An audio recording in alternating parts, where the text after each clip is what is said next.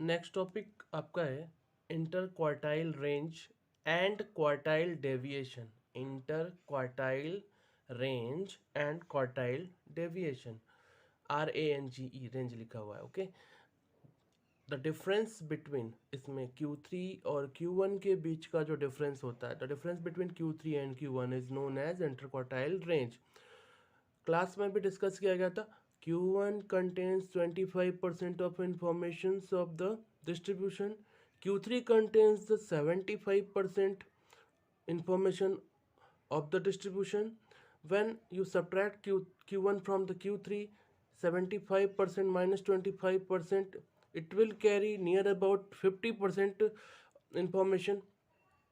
So, and the range, what about range contains only two values, maximum and minimum values, or we can say extreme values, difference between the two extreme values, maximum and minimum, only two values difference, and it is the difference of the information about 50%। Deviation में Q3 और Q1 में 50% लगभग information आपके पास है, range में सिर्फ दो value का डिफरेंस आपके पास है। तो ये थोड़ा सा बेटर मेजर होता है। Q1 क्या है आपका, फर्स्ट क्वार्टाइल है, it is the Q1 first written on the screen, and Q3 is the third quartile. Semi quartile deviation means what, Q3 minus Q1 upon 2। Semi means half of the Q3 minus Q1, ये इसका half हो जाता है इस and coefficient of quartile deviation is written as, coefficient कैसे निकालते हैं, Q3 minus Q1 upon Q3 plus Q1, again Q3 minus Q1 upon Q3 plus Q1। merits, we come to the merit, it is easy to calculate, very easy to calculate, formula is very easy to understand, and it is better measure than range. Why? I have told you earlier that Q3 minus Q1 contains near about 50% information about the distribution, and the range contains only two value, it is so better than the range, and it is useful when extreme values are likely to affect the result. When to use, इसका इस्तेमाल तब करेंगे जब extreme values आपके result को affect डाल रहे हैं। एक्सट्रीम मतलब स्टार्टिंग एंड एंड वैल्यूज। इसके डीमेरिट्स क्या है, it is not based upon all the observation. आपने इस फॉर्मूले में भी देखा कि पूरे इन्फॉर्मेशन यानी x1 x2 xn अगर आपका डेटा है तो आप पूरे इन्फॉर्मेशन का इस्तेमाल नहीं कर रहे, इसमें से कुछ ही वैल्यू यूज़ में आएंगी, and it is not suitable for further mathematical treatment. आप इससे कोई जनरलाइज करके बहुत बड़ा फार्मूला नहीं बना सकते, एल्जेब्रिकली इसको ट्रीट नहीं किया जा सकता बहुत लंबे फार्मूले बनाने के लिए। ओके, मीन डेविएशन और एवरेज डेविएशन। मीन डेविएशन क्या होता है, mean deviation is defined as the mean of deviations of various items from a measure of central tendency, mean, median or mode, or it may be any arbitrary value in the x। mean deviation कब निकालते हैं, जब हम x की ही किन्हीं एक value में से, मीन, मीडियन या मोड में से, अगर हम x में से इसको सब्ट्रैक्ट करते हैं, x1 x2 x3 x4 xn में सब्ट्रैक्ट कर दें, और उसके डेविएशन को, यानी कि जब हम डिफरेंस निकालते हैं तो that difference is called deviation, और डेविएशन को हम पॉजिटिव बना करके कंसिडर करें, नेगेटिव नहीं पॉजिटिव, तो मीन डेविएशन क्या होता है, एवरेज, उस एवरेज ऑफ द डेविएशंस, यानी हर एक वैल्यू ऑफ एक्स लिया हमने, हर एक्स की वैल्यू में से मीन, मीडियन, मोड या फिर कोई आर्बिट्ररी वैल्यू को सब्ट्रैक्ट किया और उसका पॉजिटिव वैल्यू लिया, कंसिडर किया, और उसका एवरेज ले लिया एन से डिवाइड करके। एन क्या है, सम ऑफ द फ्रीक्वेंसी, या फिर स्मॉल एन भी ले सकते हैं अगर x1 x2 स्मॉल xn तक अगर हमने डिफाइन किया है तो। एम मीन, मीडियन, मोड या फिर कोई आर्बिट्ररी वैल्यू x की हो सकती है।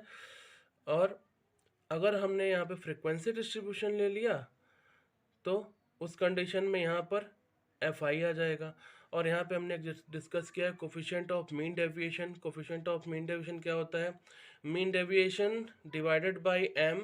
एम मतलब मीन, मीडियन या मोड हो सकता है, मीन, मीडियन या मोड, या फिर कोई आर्बिट्ररी वैल्यू जो हमने यहाँ पे लिया हुआ होगा।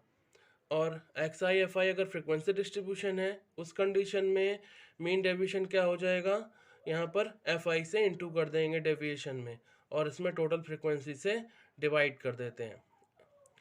प्रॉपर्टीज़ में आते हैं mean deviation about median is minimum. Mean deviation about median minimum होता है। इसके लिए हम ये कंसिडर करते हैं कि x1 x2 xn हमने n सेट ऑफ ऑब्जर्वेशंस लिया है और इनको हमने इंक्रीजिंग ऑर्डर में अरेंज कर दिया। x1 सबसे छोटा, x2 उससे बड़ा और ये उसी ऑर्डर में अरेंज किया हुआ है। तो इसमें दो कंडीशन बन जाती है। पहला कंडीशन ये है कि ये इवन हो n की वैल्यू और दूसरा n ऑड हो। तो जब n इवन होगा तो n इक्वल टू 2m मान लेते हैं, यानी इवन केस मान लेते हैं, 2 का मल्टीपल इवन होगा। इसमें दो मिड वैल्यूज आएंगे, ऐसा क्लास में भी डिस्कस किया गया था। xm और xm प्लस 1 दो मिडिल वैल्यूज इसमें आ रहे हैं और a मान लेते हैं कि कोई एज्यूम्ड वैल्यू है x में से। मीन डेविएशन अबाउट a क्या होता है, 1/n summation xi minus a। Now considering the deviations, अब हम एक एक पॉइंट का डेविएशन निकालते हैं। इवन केस है तो हम क्या करेंगे, x2m में से a घटाए, उसका मॉड लिया, ये भी प्लस आएगा।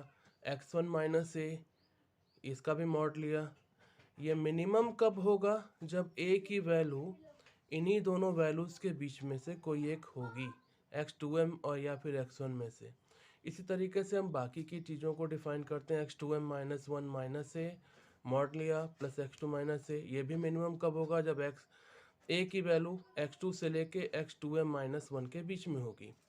और xm plus 1 minus a plus xm minus a, ये कब मिनिमम होगा, जब a की वैल्यू xm से लेके xm प्लस 1 में के बीच में आएगी। अब हर एक सम कब मिनिमम हो रहा है, विल बी मिनिमम।